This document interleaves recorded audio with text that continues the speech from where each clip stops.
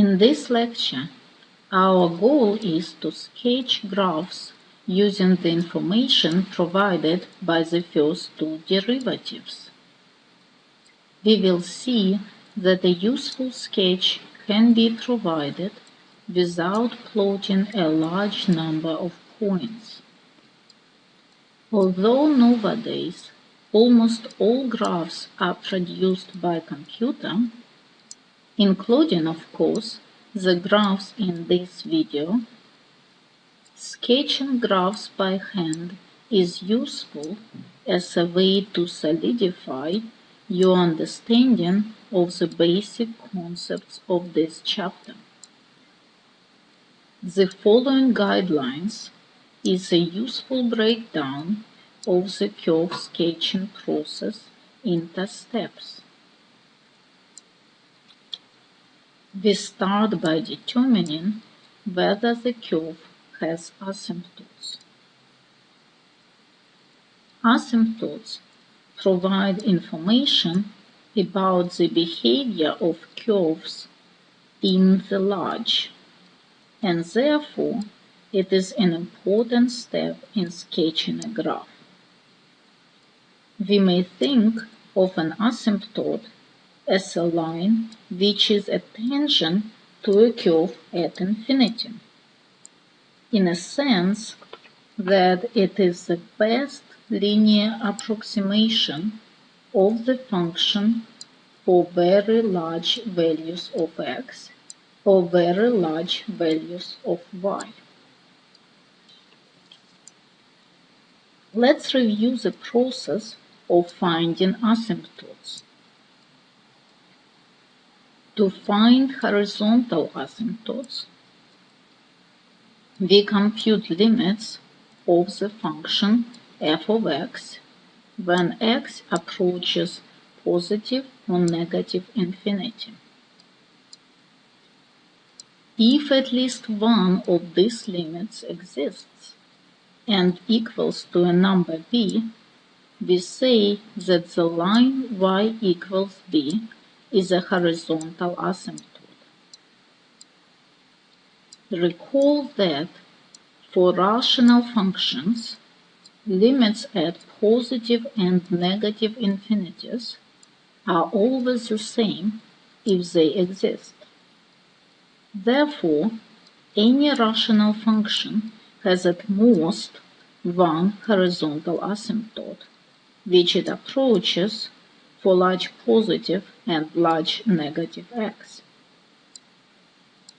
Irrational functions, specifically the ones involving even radicals, often have different limits at positive and negative infinities. These functions may have two horizontal asymptotes.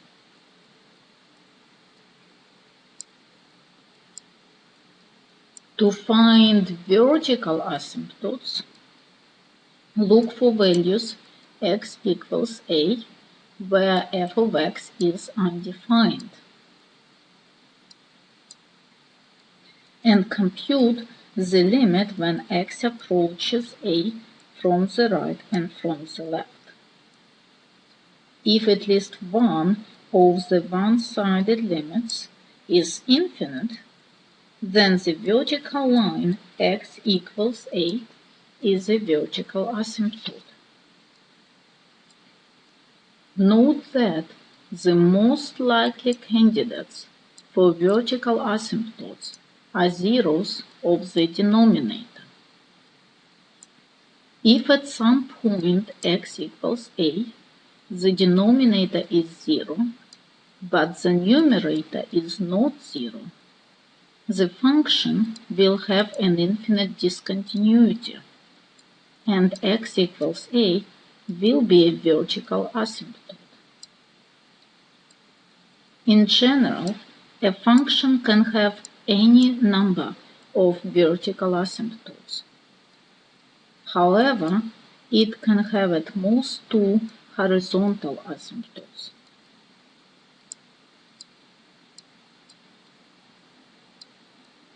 Next, we turn our attention to the first derivative of the function. The first derivative provides information about increasing-decreasing behavior and local maxima and minima of f of x.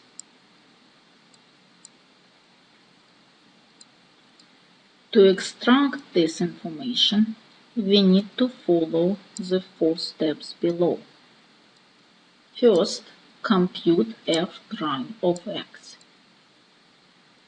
Second, find critical numbers by collecting points where f prime of x equals 0 and points where f prime of x is undefined. Third, use the number line to determine the sign of f prime between the critical points. If the derivative is positive, then the function is increasing. If the derivative is negative, then the function is decreasing. The last step is to use the first derivative test to find local maxima and minima.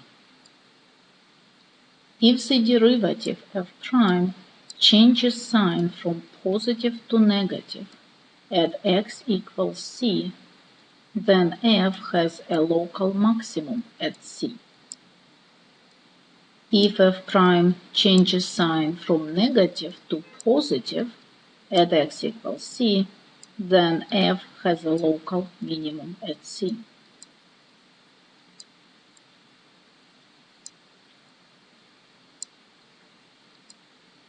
It is time to move on to the second derivative.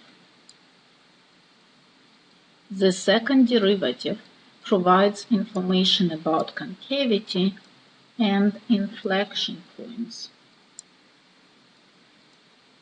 As in the case of the first derivative, to extract this information, we need to follow the 4 steps below. First, compute the second derivative f double prime of x. Second, collect the transition points where f double prime of x is 0 and where f double prime of x is undefined. Third, use the number line to determine the sign of the second derivative between the transition points.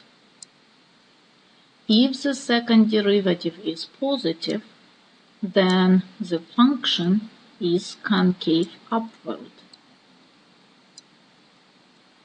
If the second derivative is negative, then the function is concave downward. The last step is to determine the inflection points, which are the points where the concavity changes. There is also some additional information which might be particularly useful for certain types of functions. It is always helpful to start by determining the domain of f of x, that is, the set of values of x for which f of x is defined. Most of the time, the domain will consist of all real numbers except several points. However, if f of x involves an even radical, the domain might be significantly smaller. For example, only a half of the x-axis or an interval. In such cases, the domain must be computed explicitly, so that we do not attempt to draw a graph over the interval where function is undefined.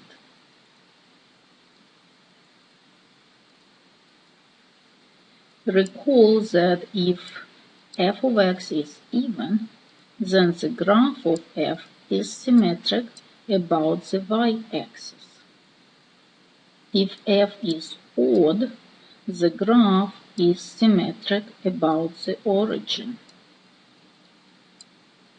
If we notice at the beginning that the function f is even or odd, then we only need to sketch the graph on the half plane and then reflect it to the other half. This significantly reduces our work.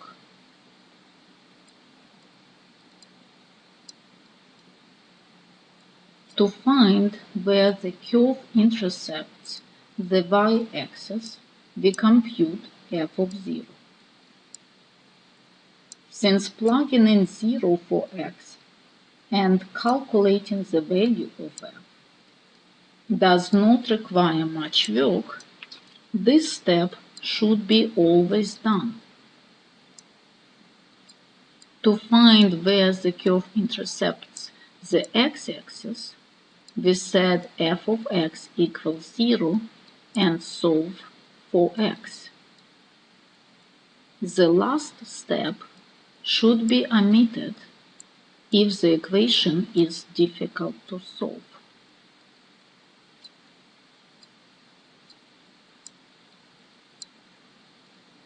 If f of x is a trigonometric function, we determine the period of f. Then we graph f of x only over the interval whose length is the period, and use translation to sketch the entire graph.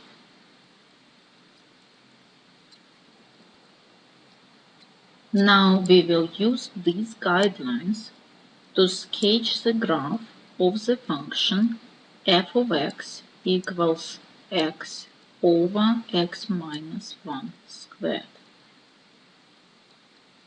First, we determine the asymptotes. To find horizontal asymptotes, we compute the limit as x approaches positive or negative infinity of the function x over x minus 1 squared. Since we are dealing with a rational function, the limits at positive and negative infinities are equal if they exist. Therefore, we may compute both limits at the same time. We multiply out the denominator to get x squared minus 2x plus 1. The fastest growing term of the denominator is x squared. We divide the numerator and the denominator by x squared and obtain 1 over x divided by 1 minus 2 over x plus 1 over x squared. When x approaches either positive or negative infinity, 1 over x tends to 0. Similarly, in the denominator, 2 over x tends to 0, and 1 over x squared tends to 0. Therefore, the limit equals 0 over 1 equals 0. This means that the line y equals 0, which is the x-axis, is a horizontal asymptote.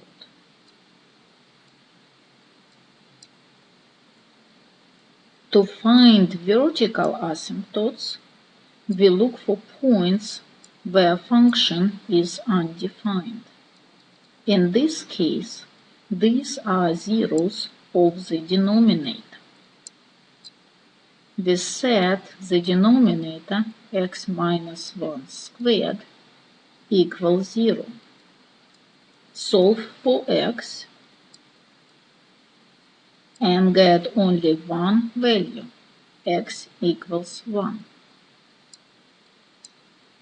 Since the numerator is not 0 at x equals 1, f of x has infinite discontinuity at x equals 1.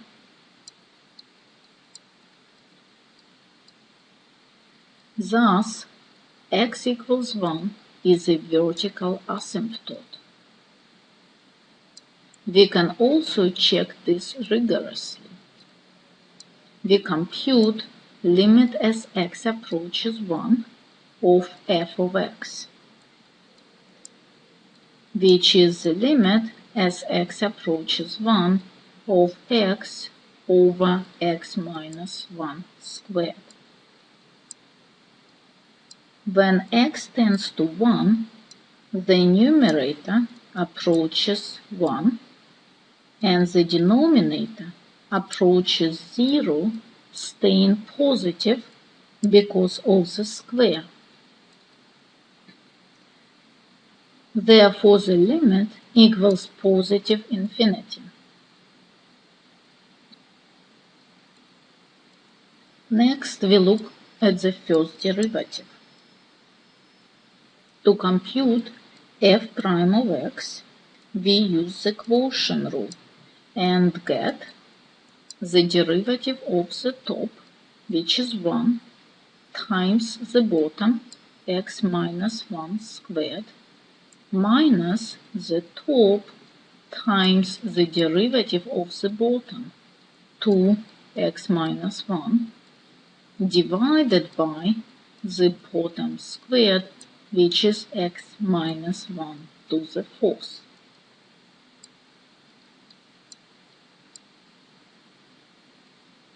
This expression simplifies to negative x plus 1 over x minus 1 cubed.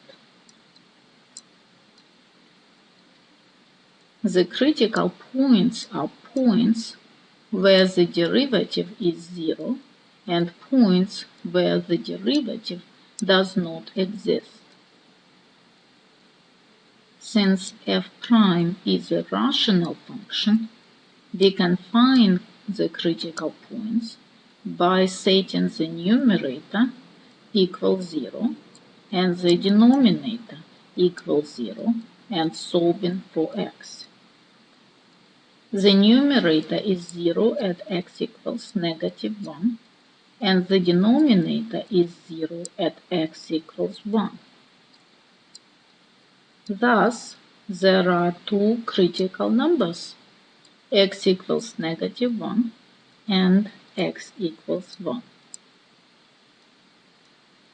We position these critical numbers on the number line and obtain three intervals, from negative infinity to negative 1, from negative 1 to 1, and from 1 to infinity. Now we need to select test points in each of the intervals. We pick negative 2, 0, and 2. To determine the sign of the derivative on each interval, we plug in the test point into the expression for the derivative. It is important to remember to use the expression for the derivative to plug in the test points and not the expression for the function f of x.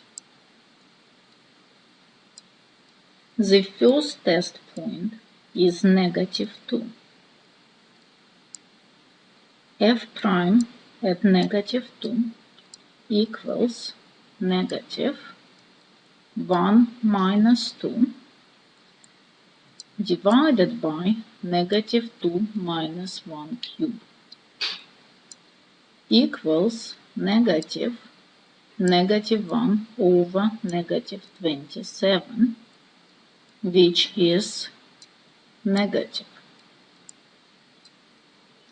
Therefore, f prime is negative on the entire interval from negative infinity to negative 1.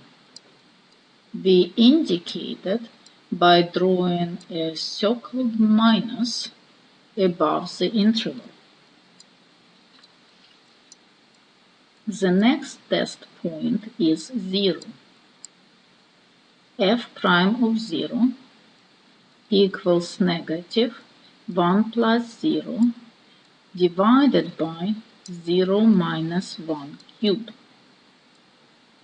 equals 1, which is positive. Therefore, f prime is positive on the entire interval from negative 1 to 1, and we draw a plus above this interval. The last test point is 2. F prime of 2 equals negative 1 plus 2 over 2 minus 1 cube equals negative 3, which is negative. Therefore, f prime is negative over the entire interval from 1 to infinity, and we indicate this by a minus above this interval. We know that the function is decreasing when its derivative is negative and increasing when its derivative is positive. We draw arrows pointing down on the intervals marked with a minus and an arrow pointing up on the interval marked with a plus. We see that f of x is decreasing from negative infinity to negative 1 and from 1 to infinity, and f of x is increasing on the interval from negative 1 to 1. To find local extrema, we apply the first derivative test. Since f prime changes sign from negative to positive, there is a local minimum at x equals negative 1. We see that f prime also changes sign from positive to negative at x equals 1. However, f does not have a local maximum at x equals 1 because f is not defined at x equals 1. This function has an asymptote at x equals 1. Let's compute the value of f at a point of local minimum x equals negative 1. F of negative 1 equals negative 1 over negative 1 minus 1 squared equals negative 1/4. Notice that here I plugged in negative 1 into the expression for the function, not the derivative, to find the point on a graph where my function will have a local minimum.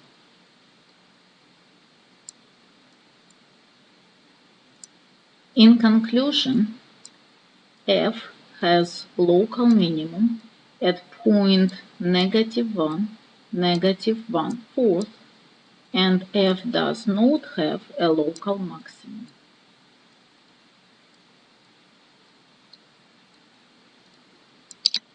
It is time to move on to the second derivative. To find f double prime of x, we need to differentiate the first derivative, which is negative 1 plus x over x minus 1 cube. We use the quotient rule and get negative times x minus 1 cube minus 3 times x minus 1 squared times 1 plus x divided by the square of the denominator, which is x minus 1 to the 6. We can factor out x minus 1 squared in the numerator and cancel it with the term in the denominator. After simplifying, we get 2x plus 4 divided by x minus 1 to the 4th.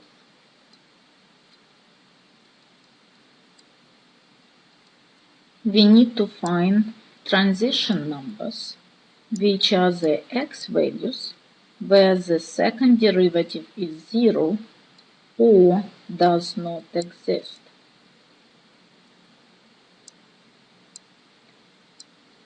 Since f double prime is a rational function, these numbers will be zeros of the numerator and the denominator. The numerator is 0 at x equals negative 2, and the denominator is 0 at x equals 1.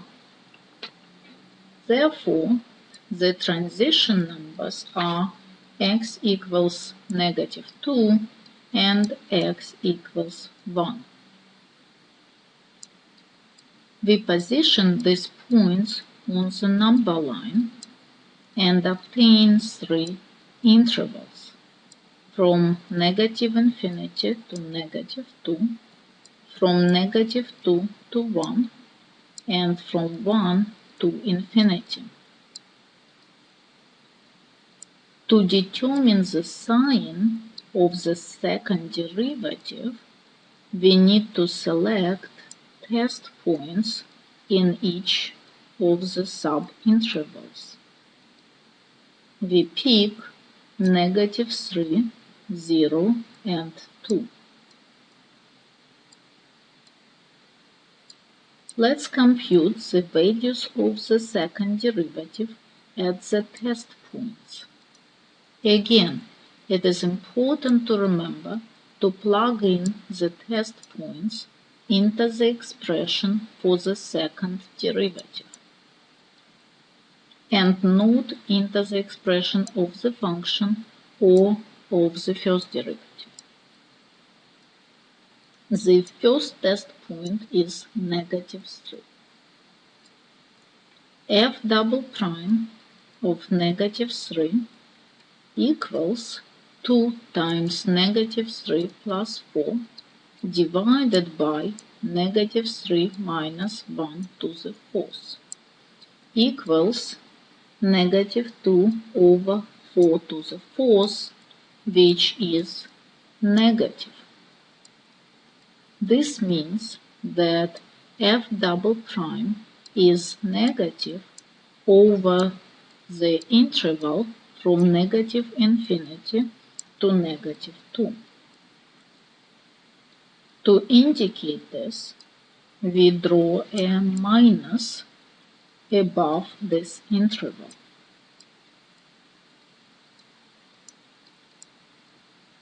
The second test point is 0. We compute f double prime at 0 equals 0 plus 4 divided by 0 minus 1 to the 4th equals 4, which is positive. Therefore, f double prime is positive on the entire interval from -2 to 1, and we draw a plus above this interval. The last test point is 2. F double prime of 2 equals 2 times 2 plus 4 over 2 minus 1 to the fourth equals 8, since the denominator is 1, and 8 is again positive.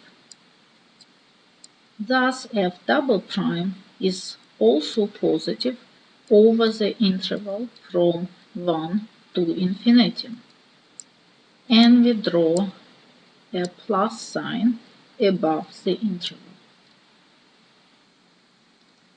We know that the function is concave down when its second derivative is negative, and concave up when the second derivative is positive.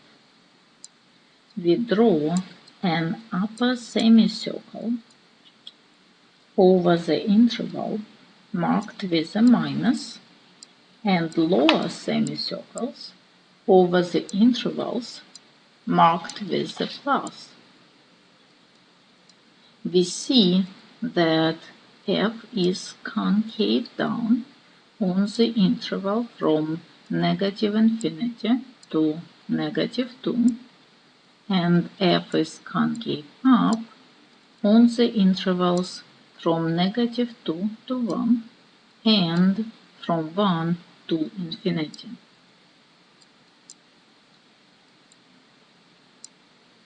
Since f changes concavity at x equals -2, this value corresponds to the inflection point. We compute the value of the function at -2. f of -2 equals -2 over -2 minus 1 squared equals -2/9. Notice here that we plugged in -2 into the formula for the original function. Therefore, -2 2/9 is an inflection point. Now it is time to combine all of the information we obtained and sketch the curve. We start by drawing the coordinate axis. Recall that y equals 0 is a horizontal asymptote at both positive and negative infinities. We draw a dashed line along the x-axis. X equals 1 is a vertical asymptote, so we draw a dashed vertical line at x equals 1. We determined that point -1, -1/4 is a local minimum, and point -2, -2/9 is an inflection point. We plot these points on the coordinate plane. Now we look at the number lines we created for the increase-decrease behavior and concavity. At -infinity, the curve approaches the x-axis since it is its asymptote, and then it decreases, staying concave down to the point -2, -2/9. The function keeps decreasing to point -1, -1 fourth, but now it is concave up. The curve hits its minimum at -1, -1 fourth, and then it increases, staying concave up along the vertical asymptote x equals 1. Since f at 0 equals 0, the curve passes through the origin. On the interval from 1 to infinity, the function is concave up. It is decreasing along the asymptote x equals 1 and then approaches the horizontal asymptote y equals 0 when x becomes large.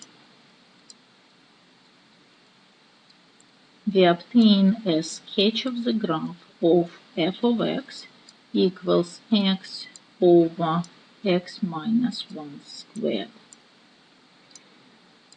We finish this lecture with a summary of the guidelines for graphing functions by hand. To sketch a graph of y equals f of x, determine whether f has vertical or horizontal asymptotes. Then compute f prime and determine intervals of increase, decrease, and local maxima and minima. Compute f double prime and determine intervals of concavity and inflection points. See if an additional information about the domain, symmetry, intercepts, or periodicity is useful. Draw the graph.